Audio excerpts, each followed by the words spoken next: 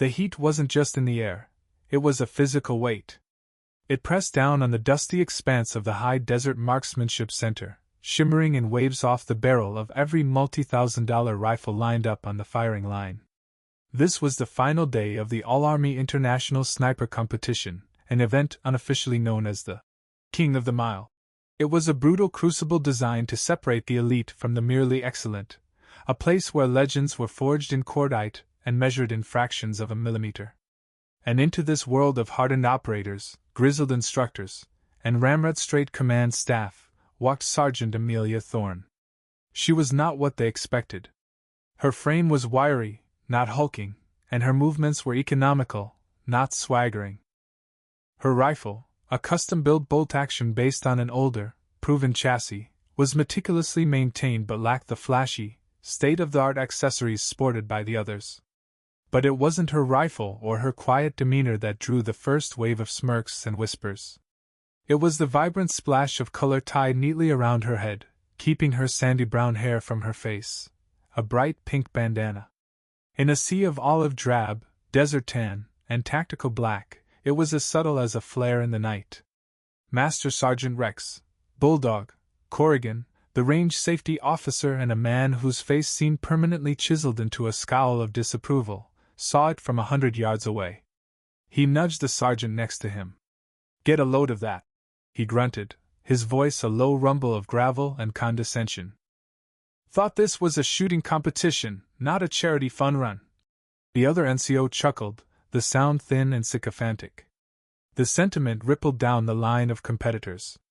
Men from Ranger battalions, Special Forces groups, and Marine Scout sniper platoons, men who lived and breathed a culture of uniformity and understated lethality, all turned to look. Their expressions ranged from amused disbelief to outright scorn. Thorne felt their eyes on her, a familiar prickle of judgment she had learned to endure long ago. She ignored them, her focus absolute as she found her assigned firing position. She unrolled her shooting mat with a practiced snap, the worn canvas settling into the dust. As she began setting up her equipment, her movements were a study in fluid efficiency, each action precise and purposeful. The mockery, for now, remained at a distance, a low hum of disdain on the edge of her awareness. She knew what was coming. The final event of the day, the one that separated the champions from the contenders, was a shot whispered about in hushed, reverent tones. It had no official name, but the competitors called it the Ghost Ring. The target was a standard steel silhouette, but at a staggering, almost theoretical distance of 2,500 yards. The impossible part was the true scoring zone, a 3-inch steel washer suspended by 2 thin wires directly in front of the silhouette's center mass. A hit on the steel plate behind it was worth points, but a clean shot through the washer, a ghost ring, was the stuff of myth. No one had ever done it in the history of the competition. Most considered it a sadistic joke by the course designers, a final, humbling reminder that even the best had limits. A group of distinguished visitors began to assemble on the observation platform behind the firing line. 3 figures stood out, their chests heavy with ribbons and their shoulders bearing the star-dusted weight of command. Lieutenant General Marcus Thorne, no relation, General Peterson, and General Davies, the triumvirate overseeing the Army's entire training and doctrine command, had come to witness the finale. Corrigan snapped to attention as they approached, his scowl momentarily replaced by a mask of military deference. "Generals," he barked. "Welcome to the final stage."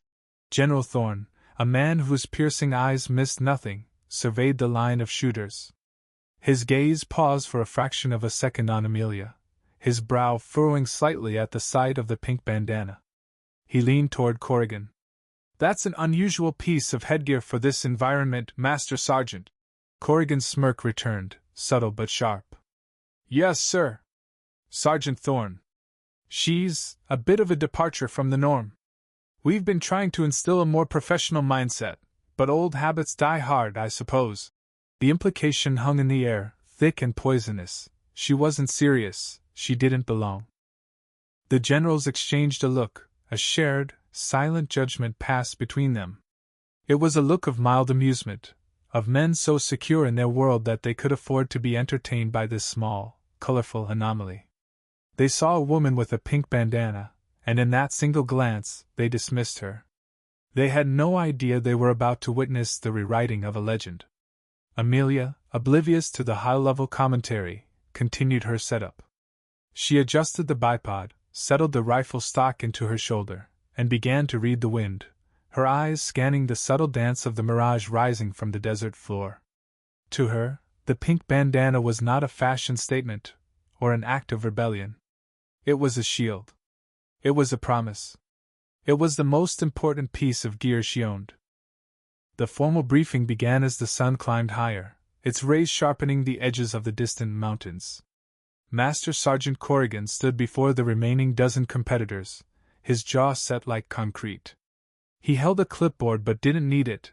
He had given this speech, or a version of it, for 15 years. His eyes, small and hard, swept across the line of tired, determined faces, lingering for an extra, deliberate moment on Amelia Thorne. "Listen up," he began, his voice carrying effortlessly in the dry air. "You've made it to the final day. That means you're either very good or very lucky. Today, we find out which. The standards here are absolute. There is no room for error.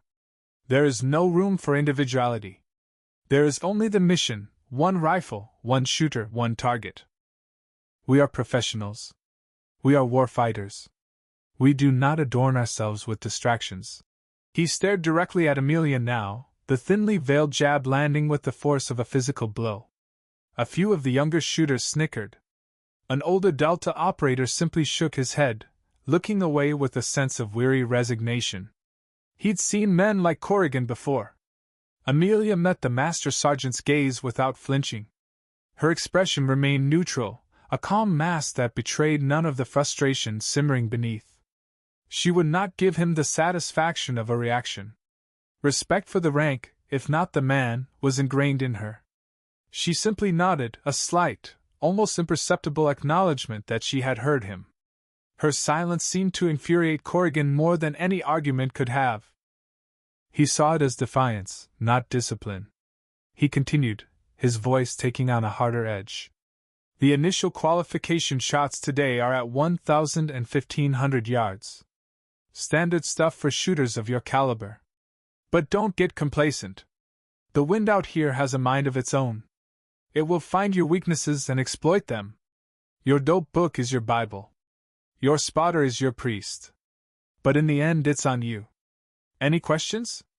Silence. "Good. First relay on the line." As the competitors moved to their positions, a young ranger, full of the cocksure confidence that came with being at the top of his game, sauntered past Amelia. "Nice ribbon," he said with a grin. "Did you win it at the fair?" Thorne didn't turn. She continued adjusting the parallax on her scope, her voice low and even. "Something like that." Her calm dismissal seemed to catch him off guard. He hesitated for a moment, then shrugged and moved on, rejoining his buddies who were laughing amongst themselves. The incident was small, just another drop in the ocean of disrespect she'd navigated her entire career. But each drop added to a weight, a pressure that would have crushed a lesser person. For Amelia, it was fuel. She wasn't here to make friends. She wasn't here to impress men like Corrigan or the cocky young ranger. She was here to fulfill a promise made in a sterile hospital room, a whisper to a sister who fought a battle far braver than any she had ever faced. That was her mission. Her focus narrowed until the line of smirking faces, the distant observation tower with its decorated generals, and the oppressive weight of judgment all faded into the background. There was only the rifle, the wind, and the target. She chambered around, the click of the bolt sliding home a small, satisfying sound of finality. The competition had begun. The first stage was a test of fundamentals, 5 shots at 1,000 yards. For these shooters, it was a warm-up, a chance to settle in and confirm their data. The wind, however, was already a fickle adversary, gusting unpredictably from the left, then falling still, then shifting to a tailwind. One by one, the rifles cracked, their reports echoing across the valley. The digital scoring system updated in real time on large monitors visible to both the shooters and the observers. Hits were registered with a green light, misses with a stark red. Amelia was in the second relay. She lay prone, her body a stable, solid platform. She watched the first relay through her spotting scope, not just observing their hits and misses, but analyzing the bullet trace, the dust signatures of impacts, and the subtle changes in the mirage. She wasn't just waiting her turn, she was gathering intelligence. When her relay was called, she was ready. She took her 5 shots with a calm, rhythmic cadence. Breathe, relax, aim, squeeze.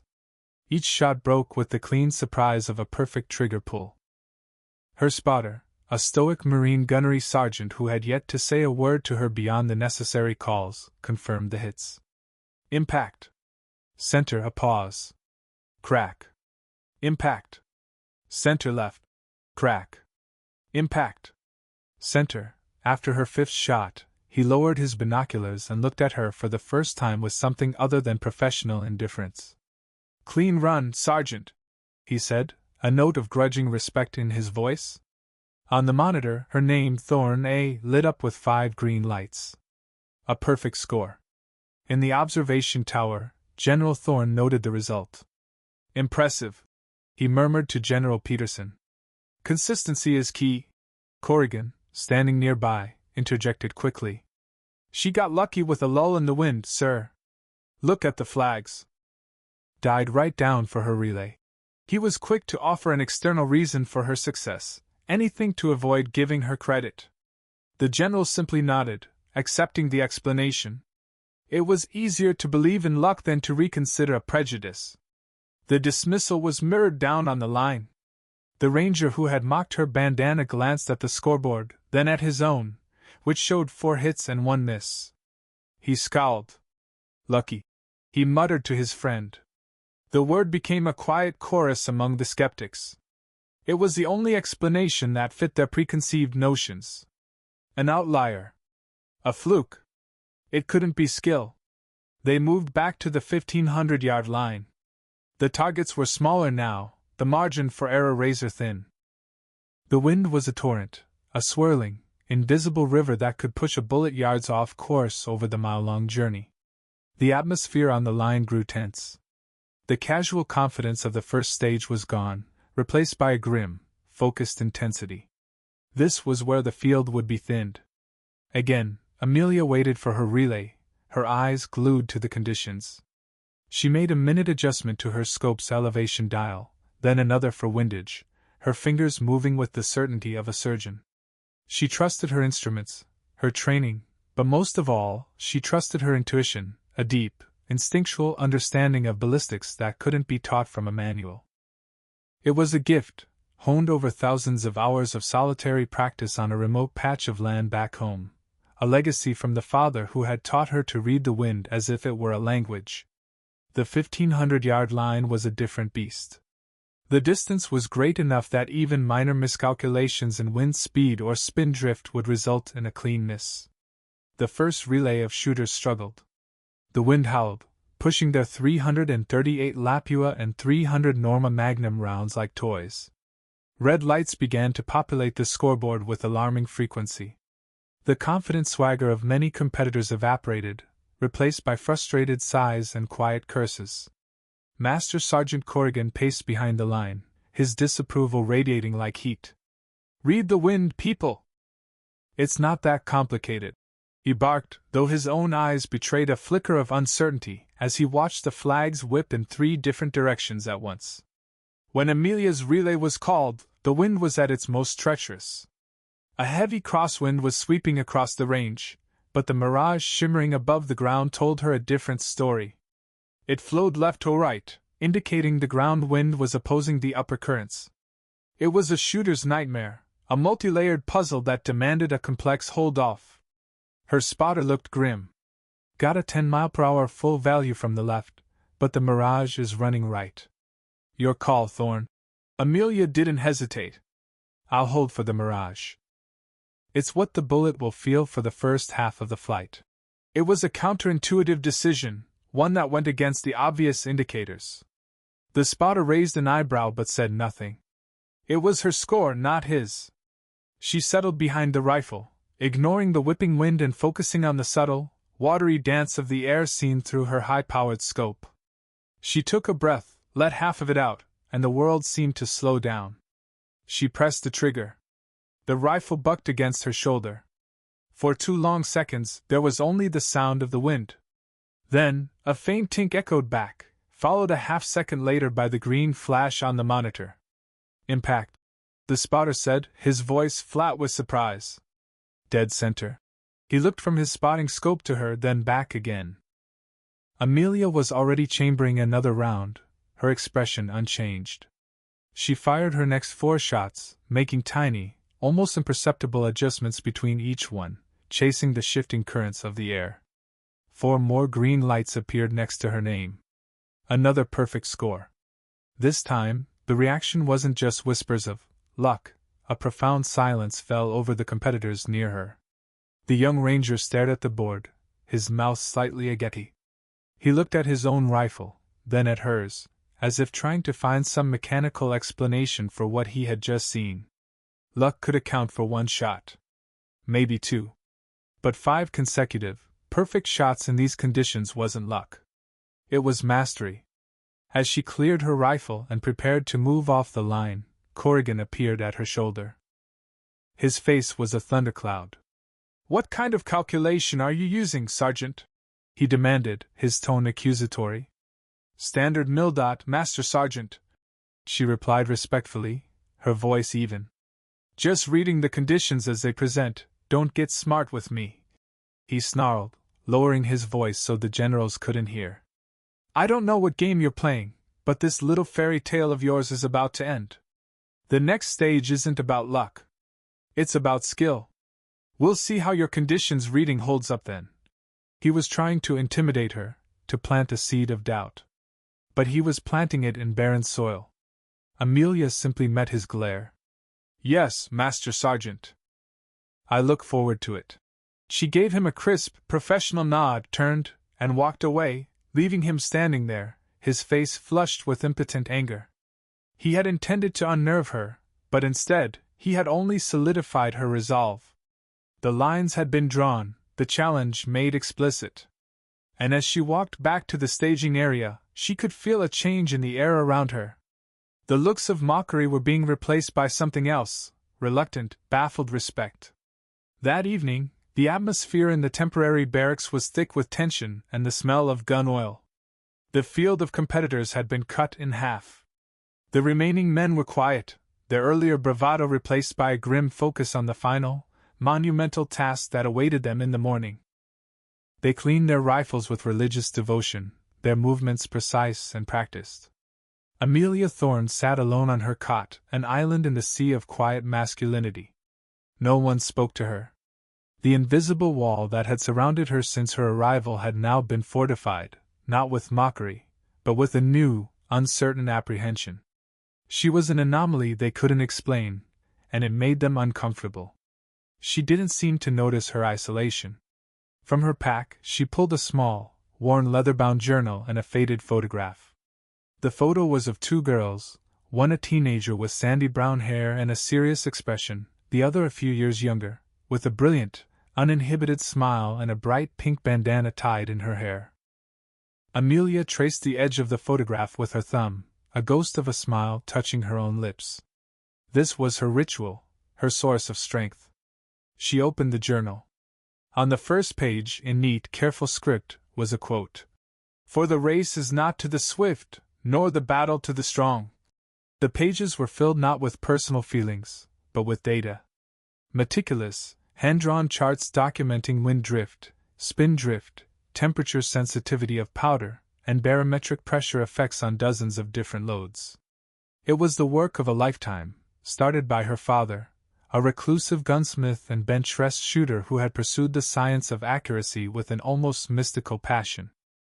He had taught her not just how to shoot, but how to think, how to see the unseen forces acting on a bullet in flight. He had passed on his legacy to her, and she had spent years refining it. The memory of her sister, Sarah, was intertwined with it all. Sarah had been the one who believed in her, who had cheered her on during those long, lonely hours of practice. When Sarah got sick, The pink bandana became her symbol of defiance, a vibrant splash of hope against a bleak prognosis. After she was gone, Amelia wore it not as a memento of loss, but as a banner of the spirit that had refused to break. It was a reminder that the toughest battles are fought not with rifles, but with resolve. In another corner of the barracks, a group of operators spoke in low tones about the final shot. "The ghost ring," one of them said, shaking his head. "It's a publicity stunt. It's not a real shot. Can't be done, I don't know." Another countered, a seasoned Delta Force sniper. "The math is theoretically possible. But you'd need zero environmental deviation. No wind, stable pressure, perfect humidity. A shot for a vacuum, not for this desert." The young ranger from earlier was listening intently. "Thorne shot a perfect score at 1500 in that mess today," he said, the words coming out slowly, as if he were still processing it. "Maybe it's not impossible for her." The first operator scoffed. "That was 1500.